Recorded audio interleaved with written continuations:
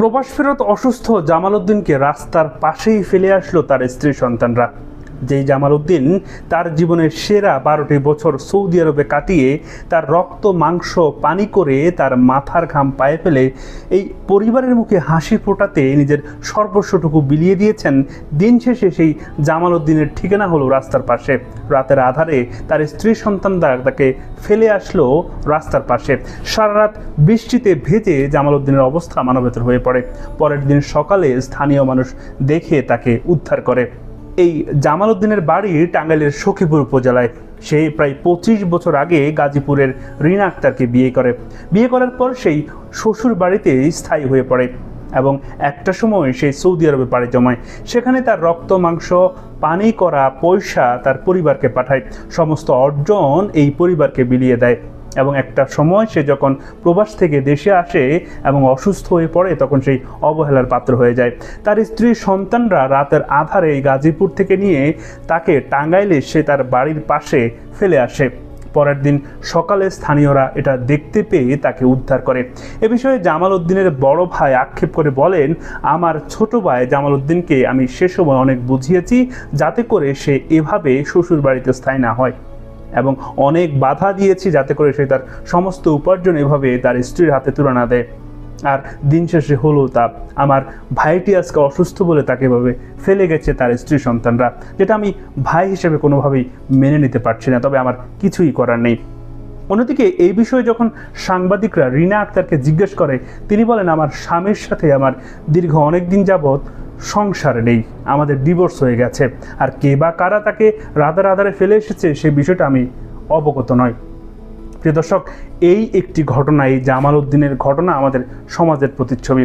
এরকম অসংখ্য প্রবাসী সারা জীবন যৌবন তাদের প্রবাসে কাটিয়ে পরিবারের হাল ধরে রেমিটেন্সের টাকা সচল রেখে দিন শেষে এরকম অবহেলার পাত্র হয়ে যায়। দিন শেষে যখন বুড়ো বয়সে দেশে যায় তখন সবাই তাকে অবহেলা করে। এমনকি যদি সে অসুস্থ হয় তাহলে তার কথাই নেই, সে সবার জন্য হেলনা ফেলনা হয়ে যায়। প্রিয় দর্শক, এই ঘটনা থেকে বর্তমানে যারা প্রবাসে আছেন বা প্রবাসে তাদের জীবন পার করছেন তাদের জন্য উচিত একটা শিক্ষা আছে। আপনারা অবশ্যই আপনাদের অর্জিত সম্পদ পরিবারকে দিবেন, তবে সেটা নির্দিষ্ট কোয়ান্টিটিতে। আপনারা নিজেদের ভবিষ্যতের কথা চিন্তা করে, নিজেদের সামনের দিন কথা বিবেচনা করে অবশ্যই কিছু সম্পদ নিজেদের জন্য গচ্ছিত রাখবেন, যাতে করে জীবন শেষে বেলা যখন পড়ে যাবে, আপনি যখন অসুস্থ হয়ে যাবেন, আপনি যখন ঠিক আগের মতো আর রোজগার করতে পারবেন না, তখন এই টাকাগুলো, এই সম্পদগুলো আপনার কাজে আসবে। কারণ আপনি যতই আপনার পরিবারকে দেন, আপনি যতই পরিবারের জন্য নিজেকে উজাড় করে দেন, কিন্তু বেলা শেষে দিন শেষে যখন আপনি এভাবে আর তখন দিতে পারবেন না, তখন হয়তো আপনি কারো চোখেই এমন ভালো আর থাকবেন না। তাই অবশ্যই নিজের ভবিষ্যতের কথা চিন্তা করে বর্তমান প্রবাসীরা সেই বিষয়টি অবশ্যই মাথায় রাখবেন এবং নিজেদের কিছু সম্পদ নিজেদের জন্য গচ্ছিত রাখবেন। অন্যদিকে এই জামাল উদ্দিনের যে বিষয়টা, সেটা আমাদের চোখে আঙুল দিয়ে আবারও দেখিয়ে দেয় যে একজন রেমিটেন্স যোদ্ধা একটি টাকার মেশিন। আর এই মেশিনটা যখন অচল হয়ে যায় তখন সবার জন্যই হেলনা ফেলনা হয়ে যায়, সবার অবহেলার পাত্র হয়ে যায়। সবাই দুটো কথা শোনানোর জন্য তাকে প্রস্তুত থাকে। আর এই প্রবাসীটি যখন প্রবাস থেকে দেশে গিয়ে অসুস্থ হয়েছে, যে স্ত্রী সন্তানদের জন্য এত কিছু করলো, দিন শেষে সেই স্ত্রী সন্তানরাই তাকে এভাবে ফেলে আসলো।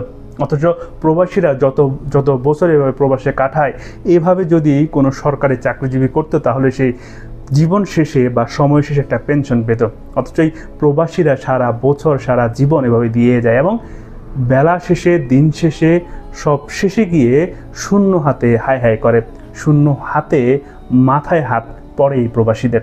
প্রিয় দর্শক, এ বিষয়ে আপনাদের অভিমত কী বা এই বিষয়ে আপনাদের চিন্তা ভাবনা কী, তা আমাদের সাথে শেয়ার করতে পারেন। মন্তব্যের ঘরে অবশ্যই জানাবেন আপনাদের অভিমত। এতক্ষণ আপনাদের সাথে ছিলাম আমি মহিউদ্দিন রবিন। আশা করি সবসময় আমাদের পাশেই থাকবেন।